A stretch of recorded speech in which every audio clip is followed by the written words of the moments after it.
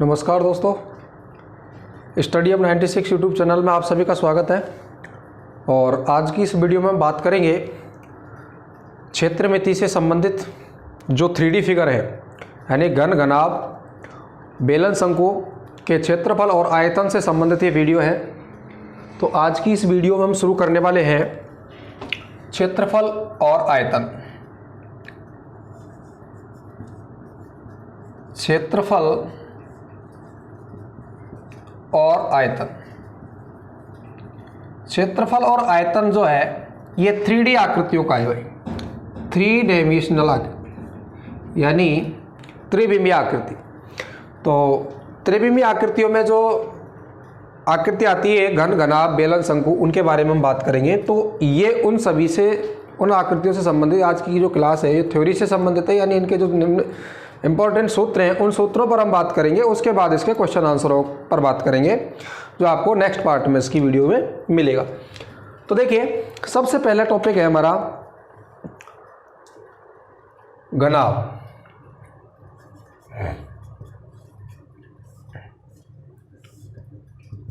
घनाभ, तो घनाभ की जो आकृति है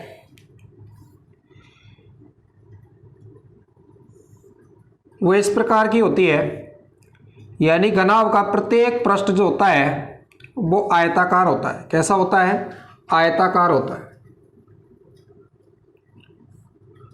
घनाभ का प्रत्येक पृष्ठ क्या होता है? आयताकार होता है। और इसमें कुल पृष्ठ जो होते हैं वो 6 होते हैं। कितने होते हैं? 6 पृष्ठ होते हैं। तो ये आपके सामने किसकी आकृति है? घनाभ की आकृति है। तो इस घनाभ की आकृति में कितने सतह होती हैं? तो 6 सतह होती हैं। कौन कौन सी सतह? तो देखो, एक ऊपर वाली सतह, एक नीचे वाली, एक इधर साइड वाली, एक इधर साइड वाली, एक सामने वाली, एक पीछे वाली। घनाभ का उदाहरण हम एक कमरे से दे सकते हैं कि जिस कमरे में हम रहते हैं उस कमरे में जो फर्श होती है, एक तो वो फर्श उसकी सतह होती है, एक छत उसके सामने होती है, ऊपर होती है, विपरीत फलक होता है उसका, और एक पार्श्व में यानी साइड में एक दीवार जो होती है, जस्ट उसके विपरीत साइड में क्या होती है? एक दीवार होती है। और एक जिस तरफ मैं जैसे खड़ा हूं ये दीवार, और एक जस्ट इसके पीछे वाली दीवार, सामने वाली दीवार। तो इस तरीके से घनाभ में कितनी सतह होती हैं? 6 सतह होती हैं। तो इसकी कुछ बेसिक जानकारी उसके बारे में यहाँ पर पढ़ लेते हैं। तो 6 इसमें क्या होती हैं? सतह होती हैं। 6 सतह कह सकते हैं हम, या पृष्ठ कह सकते हैं। 8 शीर्ष, 8 क्या होते हैं? शीर्ष होते हैं, या बात करें कोने भी कह सकते हैं। तो ये कितने कोने होते हैं इसमें, या कितने शीर्ष होते हैं? तो 8 शीर्ष होते हैं मेरे भाइयों। कितने होते हैं? 8 शीर्ष होते हैं। ये बात क्लियर है ना आपको? इसके बाद देखिए, इसमें 12 किनारे होते हैं। क्या होते हैं? 12 किनारे होते हैं। 12 किनारे होते हैं। किनारे मतलब ये जो रेखा होती है ना, ये वाली, ये इसके क्या होते हैं? 12 किनारे होते हैं। आप इनको काउंट कर सकते हैं। वैसे इनसे संबंधित जो क्वेश्चन आपको मिलेगा वो मैथमेटिक्स में तो मिलने वाला है नहीं, रीजनिंग में ज़रूर आपको ही मिल जाता है। तो इस तरीके से ये क्या है? ये 12 किनारे हो गए, 6 फलक हो गए इसके, और 8 शीर्ष हो गए। कई बार डायरेक्ट पूछ लेता है। तो इस तरीके से हमारे घनाभ की बेसिक जानकारी हुई। अब बात करते हैं इसके पृष्ठीय क्षेत्रफल, आयतन और वक्र पृष्ठ के क्षेत्रफल की। देखिए, बात कर लेते हैं हम यहाँ पर कुछ, ये जो हमारे टॉपिक है क्षेत्रफल और आयतन। क्षेत्रफल और आयतन क्या होते हैं? यानी किसी त्रिविमीय आकृति की जो सतह होती है उन सतहों के द्वारा घेरे जाने वाला क्षेत्र क्या कहलाएगा? उस आकृति का क्षेत्रफल कहलाएगा। जैसे हम घनाभ की बात करें तो घनाभ के कितनी सतह हैं? 6। तो इन 6 सतहों का कुल क्षेत्रफल क्या कहलाएगा? घनाभ का कुल पृष्ठीय क्षेत्रफल, यानी पृष्ठों का क्षेत्रफल। तो ये जितनी जगह घेरेगा वो क्या कहलाएगा? इसका क्षेत्रफल कहलाएगा। तो क्षेत्रफल ये हो गया। आयतन क्या होता है? कि जो आकृति जितना स्थान घेरती है, या जिस आकृति में जितनी वस्तु हम समाहित कर सकते हैं वह उस आकृति का आयतन कहलाती है। और आयतन में एक महत्वपूर्ण बात ये होती है कि आयतन जो होता है वो आधार का क्षेत्रफल, आधार का क्षेत्रफल गुणा ऊंचाई होता है भाई। क्या होता है? आधार का क्षेत्रफल गुणा ऊंचाई।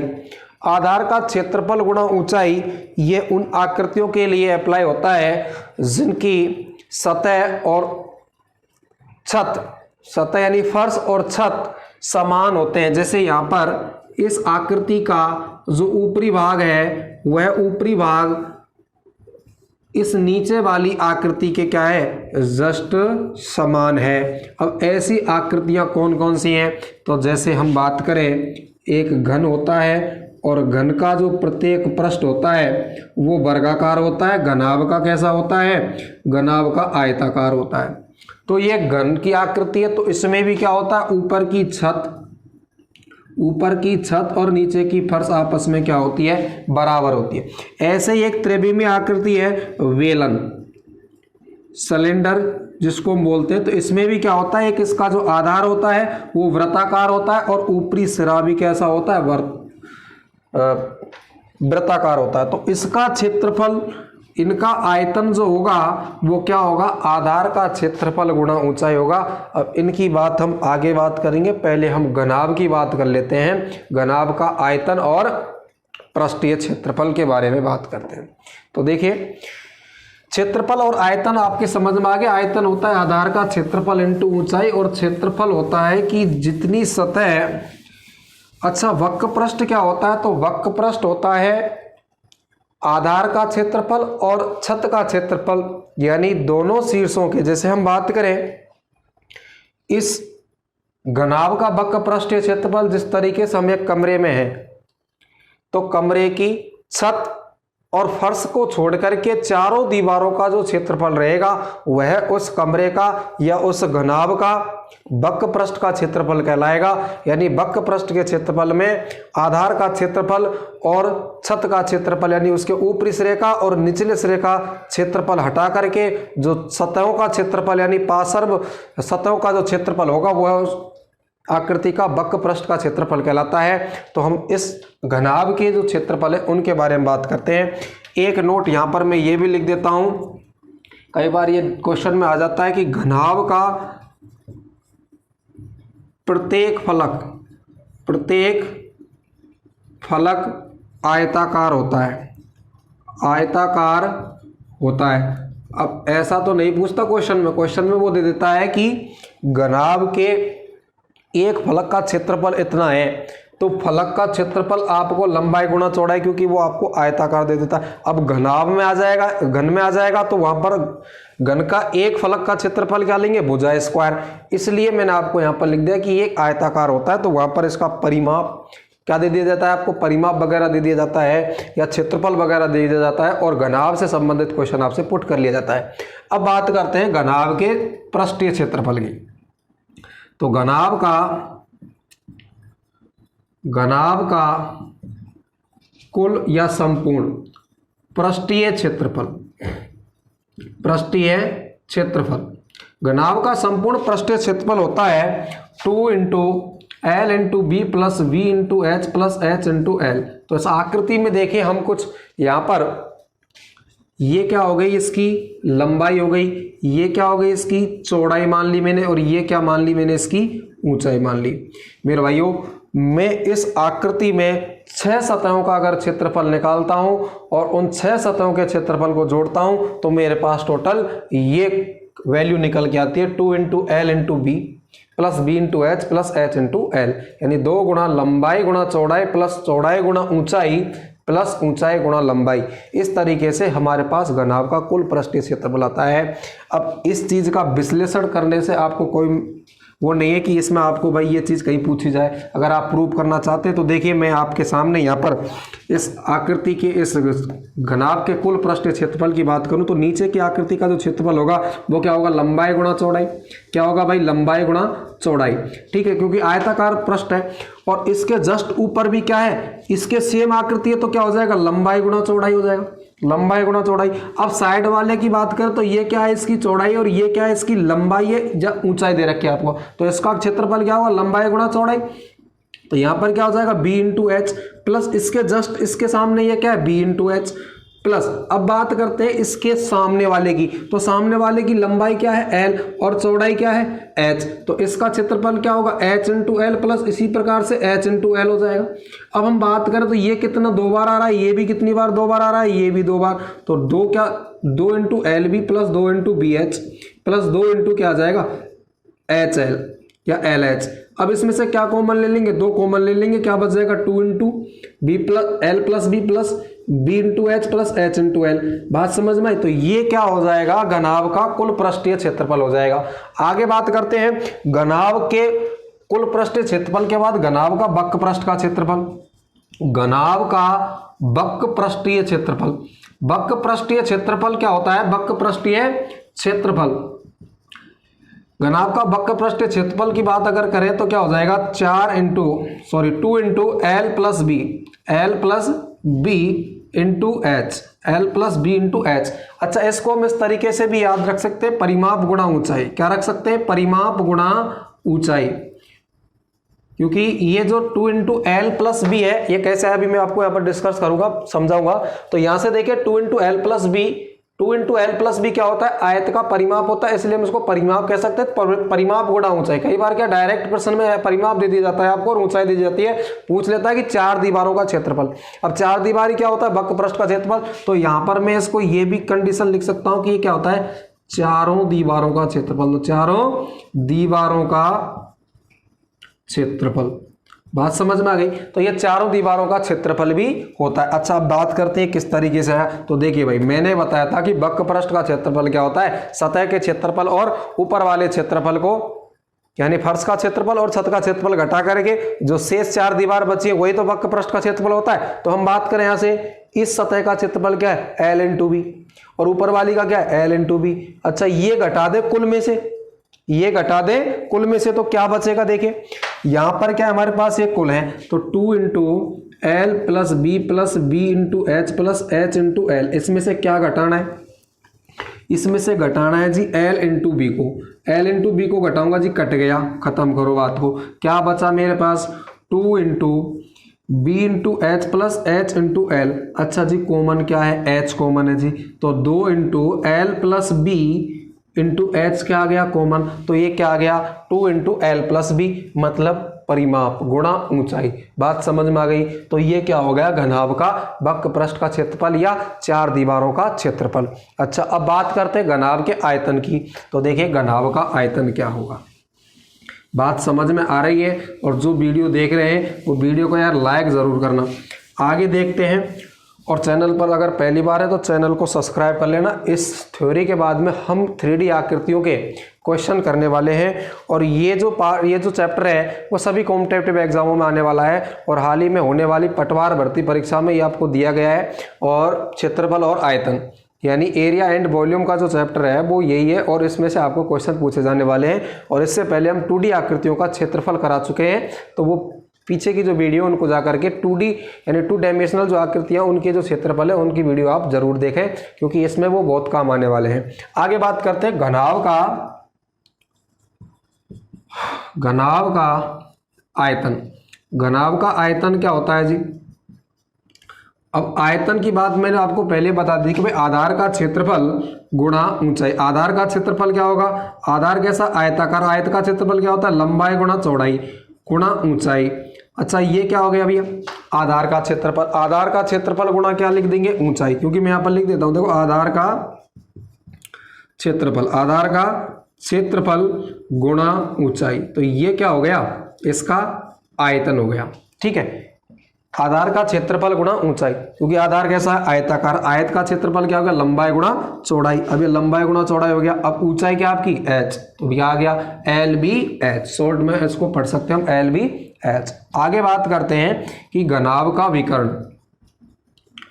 घनाभ का विकर्ण क्या होता है, यानी जिस कमरे में हम बैठे हैं उस कमरे के नीचे सिरे का तिरछा सिरा दूसरे सिरे से मिला दिया जाए, यानी इस सिरे को किससे मिला दे, जस्ट इससे मिला दे, ये बड़ी से बड़ी छड़ यानी किसी कमरे की लंबाई चौड़ाई ऊंचाई आपको दे दी जाएगी, आपसे पूछी जाएगा कि इस कमरे के अंदर सबसे यानी लंबी बड़ी से बड़ी छड़ की लंबाई कितनी होगी या बड़ी से बड़ी छड़ कितनी लंबाई की रखी जा सकती है। तो उसके लिए हमें घनाभ का विकर्ण ज्ञात करना पड़ता है और उसका विकर्ण होता है अंडर रूट में एल स्क्वायर यानी लंबाई का स्क्वायर प्लस चौड़ाई का स्क्वायर प्लस ऊंचाई का स्क्वायर। ठीक है, एल का स्क्वायर प्लस वी का स्क्वायर प्लस एच का स्क्वायर, लंबाई स्क्वायर प्लस चौड़ाई स्क्वायर प्लस ऊंचाई स्क्वायर। तो ये घनाभ का विकर्ण हो गया। घनाभ की बात समझ में आ गई होगी। ये घनाभ से रिलेटेड आपके इंपॉर्टेंट सूत्र हैं। आगे बात करते हैं हम घन के बाद में घनाभ की। अच्छा, तो देखिए सामने आकृति में आपको क्या दिखाई दे रहा है, घन। तो घन की क्या विशेषता होती है कि इसमें घनाभ की तरह क्या होती हैं, 6 सतह होती हैं, 8 किनारे, 8 शीर्ष होते हैं और 12 ही क्या होते हैं, किनारे होते हैं। लेकिन घन की जो प्रत्येक भुजा है, घन का जो प्रत्येक फलक है या प्रत्येक फलक या प्रत्येक पृष्ठ आयताकार नहीं होता, वही कैसा होता है, वर्गाकार। कैसा होता है, वर्गाकार। अब वर्गाकार आकृति में आप जानते हैं वर्ग की आकृति है और वर्ग की आकृति में प्रत्येक भुजा क्या होती है, बराबर होती है। इस तरीके से ही तो घन की भी प्रत्येक भुजा क्या होगी, बराबर होगी। चलिए देखिए, इस आकृति में हम क्या मान लेते हैं, इस घन की एक भुजा हमने क्या मान ली, ए मान ली, ए मान लो या एल मान लो। जैसे उसमें लंबाई मानी तो हमने इसमें क्या मान लिया, ए। अब घन है, इसकी प्रत्येक भुजा क्या होगी, बराबर होगी। तो यहां से यहां तक भी क्या होगा, ये ए ही होगा, यानी इसकी चौड़ाई भी क्या होगी, ए होगी और इसकी ऊंचाई भी क्या होगी, ए होगी। बात क्लियर। अच्छा, इसके बाद में घन का कुल पृष्ठीय क्षेत्रफल क्या होगा, घन का कुल पृष्ठीय क्षेत्रफल, क्योंकि कुल पृष्ठीय क्षेत्रफल में इसका पृष्ठ कितने, 6। एक पृष्ठ का क्षेत्रफल क्या होगा, अब एक पृष्ठ कैसा है इसका, वर्गाकार, और वर्ग का क्षेत्रफल क्या होता है भाई, भुजा स्क्वायर। क्या होता है, भुजा स्क्वायर होता है। एक पृष्ठ का क्षेत्रफल भुजा स्क्वायर, तो 6 पृष्ठों का क्षेत्रफल क्या हो जाएगा, 6 इंटू भुजा स्क्वायर या 6a स्क्वायर, क्योंकि हमने क्या मानी है, इसकी भुजा a मानी है, इसलिए क्या हो जाएगा, a स्क्वायर। तो यहां पर क्या आ गया, कुल पृष्ठीय क्षेत्रफल किसका, घन का 6 इंटू भुजा स्क्वायर। क्लियर है बात। आगे बात करते हैं कि घन का वक्र पृष्ठ का क्षेत्रफल क्या होता है। तो घन का वक्र पृष्ठ का क्षेत्रफल देखो, आधार का क्षेत्रफल और छत का क्षेत्रफल हटा देते हैं तो 4 सतह बची इसकी, और 4 सतहों का क्षेत्रफल तो 4 इंटू भुजा स्क्वायर, 4 इंटू भुजा स्क्वायर, 4 इंटू भुजा स्क्वायर या 4a स्क्वायर। अब आप कहेंगे जी यहां पर 4 दीवारों का क्षेत्रफल या ये परिमाप गुणा ऊंचाई कैसे हुआ, इसकी बात कर लेते हैं। तो आप मुझे बताइए, यहां पर क्या हो गया, ए, यहां पर क्या हो गया, ए, यहां पर क्या हो गया, ए, ये भी क्या, ए। तो वर्ग का परिमाप क्या हो गया, वर्ग का परिमाप हो गया 4 इंटू ए, 4 इंटू ए। अब ये तो परिमाप है और परिमाप गुणा क्या करनी है हमको, ऊंचाई। परिमाप गुणा क्या करना है, ऊंचाई। तो ऊंचाई कितनी है, ए है, तो दोनों को गुणा करूंगा तो कितना आ जाएगा, 4a स्क्वायर। अब बताइए परिमाप गुणा ऊंचाई क्या आ गया, 4a स्क्वायर। क्लियर है तक, बात समझ में आ रही है। तो दोस्तों वीडियो को अपने मित्रों में भी शेयर करना। जानकारी बहुत ही सटीक है। आपको अभी बेलन है, गोला है, शंकु है, उससे संबंधित शंकु का छिन्न के बहुत ही इंपॉर्टेंट सूत्र सबको क्लियर करके चलेंगे। घन का आयतन, अब घन का आयतन की बात करें, ये तो क्लियर हो गया ना, घन का वक्र पृष्ठ क्षेत्रफल। घन का आयतन क्या होगा, भुजा क्यूब, यानी आपको पता है कि आधार का क्षेत्रफल, आधार का क्षेत्रफल, अब आधार का क्षेत्रफल क्या होगा, वही लंबाई गुणा चौड़ाई, यानी भुजा स्क्वायर मान लेते हैं तो a स्क्वायर। अब गुणा ऊंचाई क्या करोगे आप, ऊंचाई भी तो a है तो क्या हो जाएगा, a क्यूब। a क्यूब मतलब भुजा क्यूब, a क्यूब मतलब भुजा क्यूब। ठीक है, तो यहां पर क्या आ जाएगा, a क्यूब आ गया। तो ये बात हो गई कि इसके घन के आयतन की। अब क्या करना है, घन का विकर्ण निकालना है। तो घन का विकर्ण क्या होगा, वही अंडर रूट में लंबाई का स्क्वायर प्लस चौड़ाई का स्क्वायर प्लस ऊंचाई का स्क्वायर। तो इसको हम शॉर्ट में क्या पढ़ देंगे, देखो a स्क्वायर कितना हो गया, 3a स्क्वायर। क्या हो गया, 3a स्क्वायर। अब a स्क्वायर का तो क्या बाहर आ जाएगा, a बाहर आ जाएगा, और यहां पर क्या बच गया, अंडर रूट 3, यानी भुजा रूट 3। घन का विकर्ण क्या हो गया, भुजा रूट 3। ये पढ़ सकते हैं भुजा रूट 3, घन का विकर्ण। चलिए, घन से संबंधित सारी जानकारी क्लियर है। यहाँ तक किसी को कोई दिक्कत हो तो मुझे कमेंट करके बता देना कि सर ये चीज़ हमारी समझ में नहीं आई। आगे बात करते हैं हम बेलन की, ठीक है। तो देखिए बेलन की बात करते हैं, बेलन किस प्रकार का होता है। तो आपने जो पाइप देखा है, घरेलू पाइप जो हम अपने घरों में काम में लेते हैं, उस पाइप को हम क्या कह सकते हैं, बेलन कह सकते हैं। और उस पाइप के जो दोनों सिरे होते हैं वो कैसे होते हैं, बिल्कुल वृत्ताकार होते हैं, गोल होते हैं। तो ये आकृति किसकी है, बेलन की। आपको दिखाई दे रही है ये बेलन की आकृति है, इसको हम बेलन कहते हैं। या सिलेंडर, जो घरेलू सिलेंडर होता है या रसोई घर में काम में लेते हैं, वो भी किस आकृति का होता है, तो बेलन की आकृति का होता है। तो एग्जाम में कई बार क्या है, बेलन का नाम ना करके सीधा किसका नाम आता है, सिलेंडर का। तो आप सिलेंडर को क्या मानेंगे, बेलन। वैसे ही बेलन को इंग्लिश में क्या बोलते हैं, सिलेंडर बोलते हैं। अब देखिए बेलन के जो दोनों ऊपरे और निचले सिरे हैं, ये एक वृत्ताकार आकृति के होते हैं, इसलिए इनकी यहाँ से और यहाँ तक की जो दूरी होगी वो एक त्रिज्या होगी, मतलब आर होगी। उसको क्या मानेंगे हम, त्रिज्या। तो ये क्या हो जाएगी, त्रिज्या हो जाएगी। और यहाँ से यहाँ तक की जो ऊंचाई है ये क्या होती है, इस बेलन की ऊंचाई होती है। क्या होती है, बेलन की ऊंचाई होती है। अब हम बात करते हैं बेलन से संबंधित कुछ महत्वपूर्ण सूत्रों की। ये दोनों भाग आपके क्लियर हो गए। अच्छा, अब करते हैं बेलन का वक्र पृष्ठीय क्षेत्रफल। बेलन का वक्र पृष्ठीय क्षेत्रफल, वक्र पृष्ठीय क्षेत्रफल। अब बेलन का वक्र पृष्ठीय क्षेत्रफल क्या होता है, तो होता है 2 पाई आर एच, ठीक है। अब इसको हम समझते हैं, आपके लिए यहाँ पर थोड़ा सा एग्जांपल लेके आते हैं, उससे हम उसको समझेंगे। देखिए भाई, मेरे पास क्या है, एक पेपर है, एक वाइट पेज है। इस पेपर को मैंने क्या कर लिया, इस तरीके से फोल्ड कर लिया, और फोल्ड करने के बाद में हमने इसको क्या बना लिया, बेलन बना लिया। क्या बन गया, एक प्रकार का एक बेलन बन गया। देखिए एक सिरा क्या है आपका, इसमें इस तरीके से ये वृत्ताकार है, और इसका दूसरा सिरा भी क्या है, वृत्ताकार है। अब इस बेलन को मैंने इस तरीके से समझ लिया, भाई ये बेलन है। तो इस बेलन को क्या करेंगे, इस बेलन को इधर आकृति में देखें, इस बेलन को हम इस ऊंचाई के अनुसार, इस हाइट के अकॉर्डिंग इसको कैंची से काट देंगे। तो मेरे सामने, आपके सामने ये बेलन है, और इस बेलन को मैं क्या करता हूँ, इसको मैंने कैंची से ऊंचाई के अनुरूप इसको मैंने काट दिया, और काटने पर आप पाएंगे कि ये इस तरीके से खुलेगा, ठीक है, खुल जाएगा।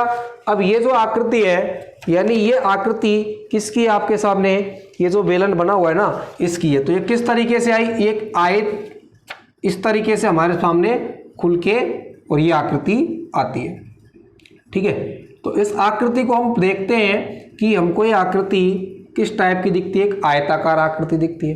क्लियर है बात। अब इस आयताकार आकृति में ये जो माप है वो ऊंचाई तो है, ये जो माप है ये हमने क्या मानी थी, ऊंचाई तो थी यहाँ से यहाँ तक, तो ये क्या है आपकी ऊंचाई है, क्योंकि ये निकल के आई ना ऊंचाई, तो ये ऊंचाई। लेकिन ये जो वैल्यू है, ये जो नीचे वाली, तो ये वैल्यू क्या थी, इस वेलन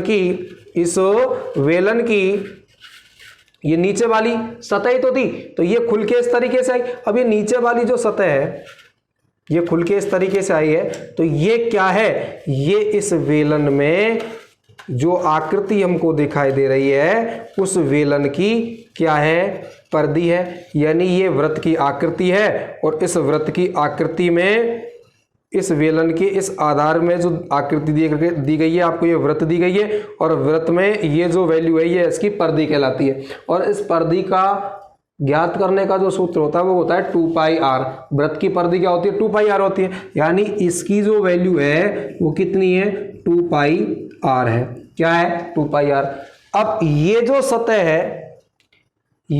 है ये क्या है, इसका वक्र पृष्ठीय क्षेत्रफल है। यानी हमने क्या कर दिया, इस बेलन में आधार को छोड़ दिया, और ऊपरी सिरे को और निचले वाले सिरे को, दोनों को क्या कर दिया, छोड़ दिया, और इसकी जो चारों तरफ की जो सतह है उसका क्षेत्रफल ही क्या होगा, वक्र पृष्ठ का क्षेत्रफल, उसको हमने निकालना है। तो इसका क्षेत्रफल क्या हो गया, ये आयत हो गया, और आयत का क्षेत्रफल क्या होता है भैया, लंबाई गुणा चौड़ाई। तो लंबाई गुणा चौड़ाई करेंगे तो क्या आ जाएगा, 2πr गुणा ऊंचाई, यानी 2πrh। ठीक है, तो ये बेलन का क्या हो गया, वक्र पृष्ठ का क्षेत्रफल। क्लियर है बात। अब आगे बात करते हैं बेलन के वक्र पृष्ठ के क्षेत्रफल के बाद बेलन का संपूर्ण पृष्ठीय क्षेत्रफल। अब बेलन का संपूर्ण पृष्ठीय क्षेत्रफल क्या होता है, तो उसकी बात करते हैं। बेलन का संपूर्ण पृष्ठीय क्षेत्रफल, बेलन का संपूर्ण पृष्ठीय क्षेत्रफल यानी वक्र पृष्ठीय क्षेत्रफल में हमने क्या नहीं जोड़ा था, आधार का क्षेत्रफल और ऊपर वाले सिरे का क्षेत्रफल। अभी आधार और ऊपरी सिरा कैसा है, वृत्ताकार, और वृत्त का क्षेत्रफल क्या होता है, πr²। अब एक तो नीचे वाले का πr² हो गया, ऊपर वाले का और जोड़ेंगे तो कितना हो जाएगा, 2πr² हो जाएगा। तो इसको क्या कर देते हैं, इसमें ऐड कर देते हैं, तो क्या आ जाएगा 2πr²। अब देखिए यहां तक अगर आप इसमें वक्र पृष्ठ के क्षेत्रफल में दो वृत्तों का क्षेत्रफल जोड़ेंगे तो भी चलेगा। अगर आप इसको थोड़ा सा और सरल कर लेंगे तो क्या आ जाएगा भाई, 2πr कॉमन है तो 2πr क्या ले लिया आपने कॉमन, 2πr इधर क्या बच गया h, इधर क्या बच गया r, तो 2πrh प्लस r, ये भी क्या हो जाएगा, इसका फॉर्मूला हो जाएगा किसका भैया, बेलन का। ठीक है, बेलन का संपूर्ण पृष्ठीय क्षेत्रफल क्या हो गया, 2πrh प्लस r। इसके बाद में बात करते हैं किसकी, बेलन के आयतन की। तो बेलन का आयतन क्या होगा, बेलन का आयतन। अब बेलन का आयतन आधार का क्षेत्रफल इंटू ऊंचाई, क्योंकि जिनके आधार और छत समान होते हैं उनका आयतन क्या होता है, आधार का क्षेत्रफल गुणा ऊंचाई। तो आधार का क्षेत्रफल क्या हो गया, आधार का क्षेत्रफल हो गया भैया πr² और ऊंचाई क्या हो गई h, तो πr² h क्या हो गया, बेलन का आयतन। ये बेलन से संबंधित क्या है, इंपॉर्टेंट सूत्र है, वक्र पृष्ठ का क्षेत्रफल, संपूर्ण पृष्ठीय क्षेत्रफल और उसका आयतन। आगे बात करते हैं खोखले बेलन की, यानी ये तो क्या है, बेलन है और इसके जैसा ये क्या आएगा, खोखला बेलन। खोखला बेलन क्या होगा, इसमें अभी आपको बनाते हैं आकृति और उसके क्षेत्रफल से संबंधित बात करते हैं। तो देखते हैं खोखला बेलन किस टाइप का होता है। तो देखिए सामने जो बेलन है, जो भी हमने पढ़ा था अभी, उस बेलन में एक दूसरा बेलन और डाल देते हैं। तो ये बेलन की आकृति है और इस बेलन में इस टाइप से हमने एक दूसरा बेलन ले लिया, तो ये क्या हो जाएगा, इसका खोखला बेलन हो गया। क्या हो गया, इसका खोखला बेलन हो गया। अब इसमें दो बेलन है तो इनकी त्रिज्याएं भी क्या होंगी, अलग अलग होंगी। तो मैंने क्या मान लिया, बड़े की त्रिज्या तो क्या मान ली, r1 मान ली, और ये छोटे की त्रिज्या क्या मान ली, r2 मान ली। ठीक है, दोनों की अलग अलग क्या होगी, त्रिज्याएं हो गई। अब इस खोखले बेलन का हमें वक्र पृष्ठ का क्षेत्रफल, आयतन और संपूर्ण पृष्ठ का क्षेत्रफल ज्ञात करना है। तो खोखले बेलन का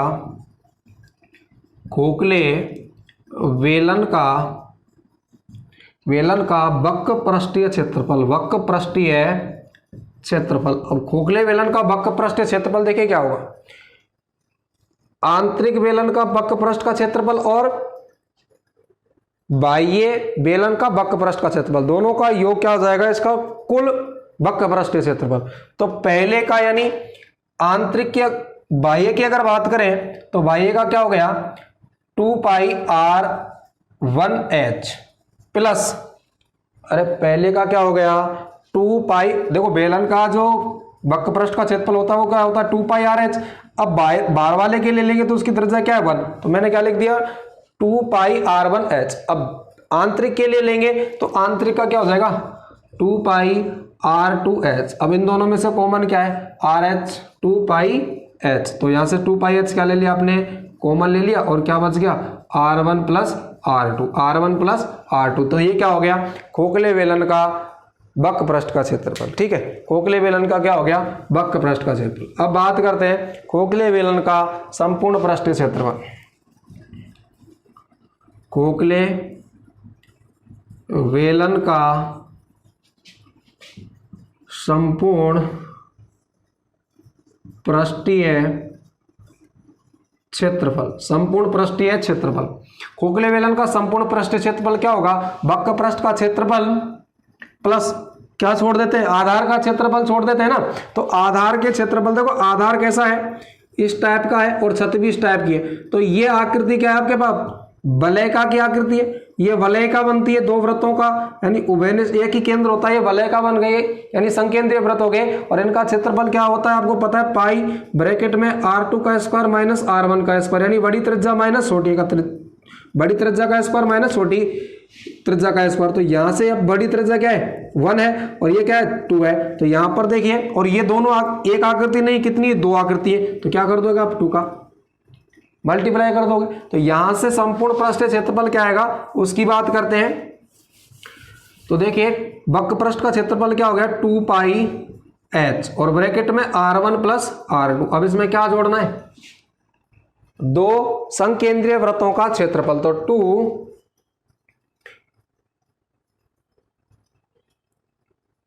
2 पाई ब्रैकेट में r1 का स्क्वायर प्लस माइनस r2 का स्क्वायर, r1 का स्क्वायर माइनस r2 का स्क्वायर। अब देखो 2 पाई क्या है कॉमन, तो क्या ले लेंगे 2 पाई कॉमन ले लिया, क्या बच गया r1 plus r2 into H, यहां पर बड़ा ब्रैकेट लगा लेते हैं, प्लस इधर क्या बच गया r ब्रैकेट में r1 का स्क्वायर माइनस r2 का स्क्वायर। ठीक है, तो ये जानकारी क्लियर। तो ये क्या कहलाएगा, खोखले बेलन का संपूर्ण पृष्ठीय क्षेत्रफल। ठीक है, आगे देखते हैं खोखले बेलन का आयतन। खोखले बेलन का आयतन, खोखले बेलन का आयतन। अब खोखले बेलन का आयतन क्या होगा, बड़े बेलन के आयतन में से छोटे बेलन का आयतन घटा देंगे। अब बड़े बेलन का आयतन क्या हो जाएगा, पाई r1 स्क्वायर h, यानी पाई r स्क्वायर h होता है। तो इसमें क्या लेंगे, इसकी त्रिज्या हम 1 लेंगे। इसमें से क्या घटाना है, पाई r2 का स्क्वायर और h, कॉमन क्या आ गया पाई h, और ब्रैकेट में क्या आ जाएगा r1 का स्क्वायर माइनस r2 का स्क्वायर। ठीक है, तो ये जानकारी क्लियर हुई। तो ये क्या आ गया, खोखले बेलन का आयतन। तो इस तरीके से हमने इस वीडियो में आपको घन, घनाभ और बेलन और खोखले बेलन से संबंधित जानकारी दी। आगे हम बात करेंगे नेक्स्ट वीडियो में शंकु, गोला और अर्धगोला से संबंधित। शंकु पढ़ेंगे, शंकु का छिन्नक पढ़ेंगे, गोला और अर्धगोला।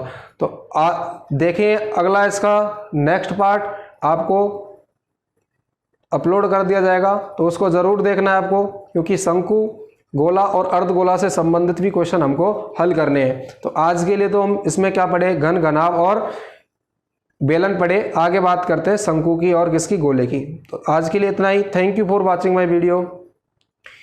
वीडियो कैसी लगी कमेंट करके ज़रूर बताना।